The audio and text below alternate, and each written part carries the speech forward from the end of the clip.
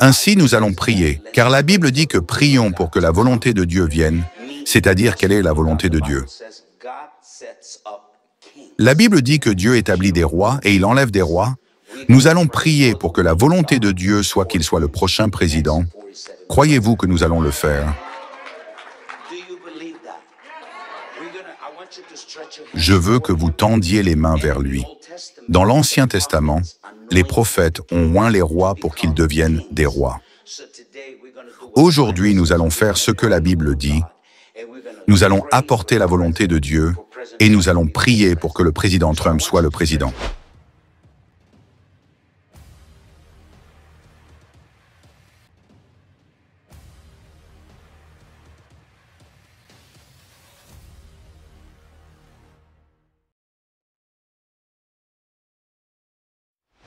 C'est aujourd'hui que la 60e élection présidentielle quadriennale aura lieu. Un président et un vice-président pour un mandat de 4 ans seraient inconnus. Après une campagne mouvementée entre les candidats, la vice-présidente démocrate Kamala Harris d'État californien et l'ancien président républicain Donald Trump de Floride.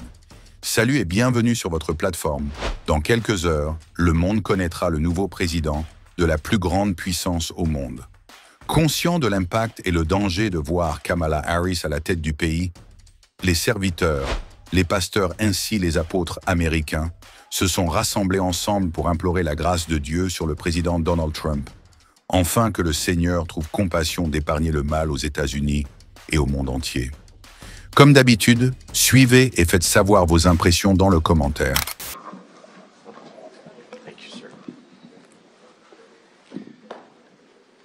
Let's all pray together. Heavenly Father, we humble ourselves before you. Prions ensemble, Père Céleste. Nous nous humilions devant vous et nous croyons, Seigneur, que tu es la réponse à tous les problèmes auxquels nous sommes confrontés, que nous pouvons mettre notre espérance en toi à travers Jésus. Seigneur, et avoir à nouveau l'espoir que notre foi puisse être construite. Révélez-vous pour que vous puissiez nous rendre la joie qui vient seulement de vous. Mais aujourd'hui, Seigneur, nous élevons l'homme sur lequel nous croyons que vous avez posé la main pour aider à restaurer l'Amérique et à ramener l'Amérique à l'endroit qui vous honore. À un endroit où nous ne serons pas expulsés pour avoir dit que Christ est roi ou Jésus est Seigneur. Nous voulons que toutes les confessions soient respectées, toutes les confessions, et nous vous remercions car c'est un homme qui respecte. En fait, tous les croyants, nous demandons donc au Seigneur de le faire. Fortifie-le en envoyant tes anges saints et guerriers autour de lui, comme nous avons déjà vu en preuve. Mais tu continuerais, Seigneur, parce que nous savons que le sang de Jésus nous attire de toi. Nous demandons donc cette couverture sur lui pour qu'il le fasse. Continuez à entendre votre voix pour que vous continuez à ordonner ses pas et qu'il nous aide à rendre l'Amérique à nouveau pieuse. Amen. Je prie pour ces choses au nom de Jésus.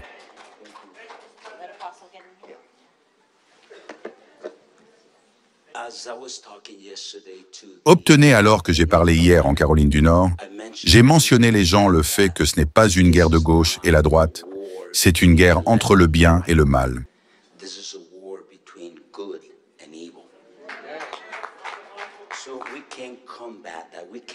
Ainsi, nous ne pouvons pas combattre dans le naturel.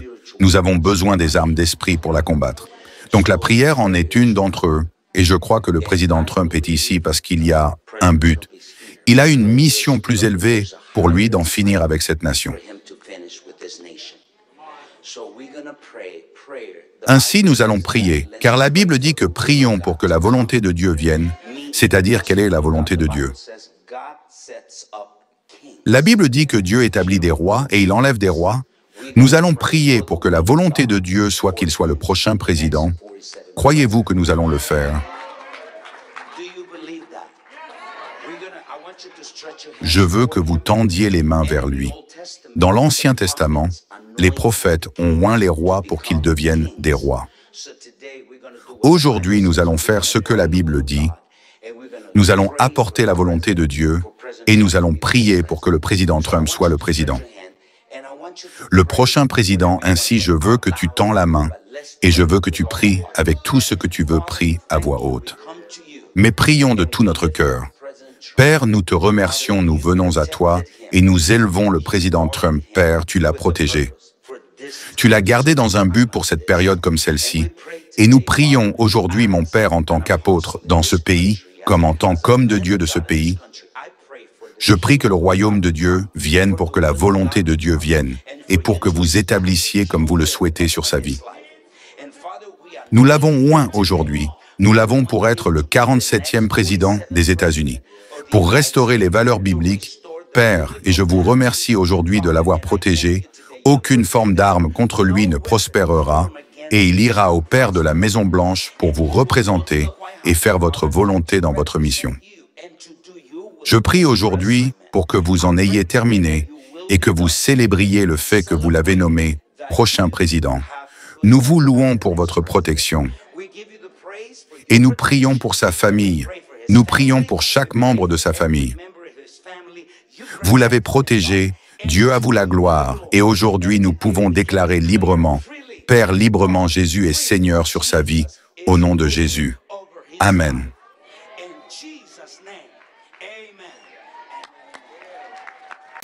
Vos commentaires sur cette actualité permettent d'approfondir la compréhension des faits, d'apporter des perspectives variées et d'engager le débat public. Si cette séquence de vidéos vous a été bénéfique, vos critiques aident à contextualiser l'information, à éclairer les implications et à encourager une réflexion critique. En gros, nous aimerions avoir vos avis car ils transforment une simple révélation ou information en une discussion enrichissante et dynamique au bénéfice de toute la communauté. Après avoir suivi cette séquence de vidéos, nous comprenons justement que nous n'avons pas tous la même compréhension lorsqu'il s'agit de donner nos différents points de vue sur cette nouvelle actualité. Par conséquent, chaque personne serait libre de faire savoir ses propres révélations sur cette thématique, avec beaucoup de considération sur vos différentes convictions et religions, entre autres que vous soyez croyant chrétien, religieux ou encore selon vos croyances respectives. Comme nous savons justement que vos croyances peuvent être influencées par la culture, la religion ou les traditions. En effet, vos convictions sont souvent le résultat de croyances intégrées et mûries au fil du temps.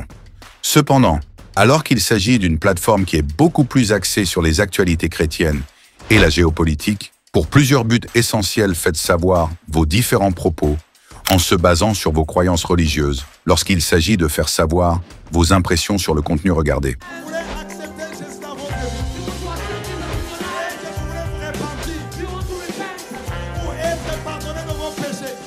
C'est pourquoi, mes amis, vous ne pouvez pas croire dans un prophète qui vient, qui dit que lui, il est le chemin. J'étais païen, j'étais beau. Je deviens chrétien, je deviens vilain. Comment? Le silence n'est pas un vide, c'est un puissant langage de celui qui sait ce qu'il fait. C'est le langage du mature. La personne qui est mature répond deux fois par le silence, se tait seulement.